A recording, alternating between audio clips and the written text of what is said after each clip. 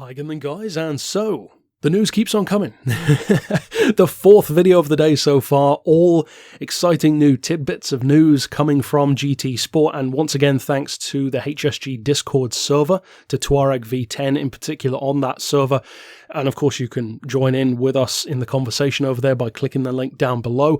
And this particular piece of news comes via, as I said, Touareg V10, who alerted us to it on the server, but ultimately from, I believe, the Italian page of Gran Turismo Sport Official, and that is regarding the RedBull. This new variation of the RedBull that we actually saw like a month ago or 2 months ago now probably, but the interesting thing is it did not arrive with that update. So I'm curious to see, will it come this time, or will it end up being some kind of strange RedBull that only gets used in Nations Cup events and never actually arrives in the game itself for the rest of us? I don't think that they would do that, but it is a very minimal possibility, like 1%.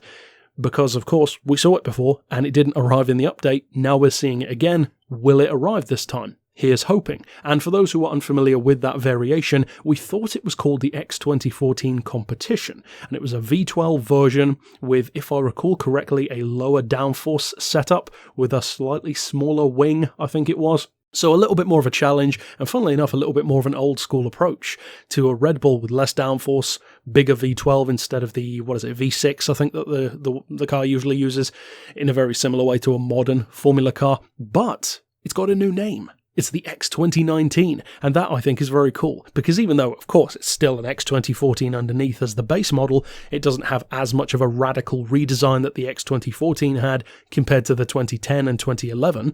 Totally different looking car.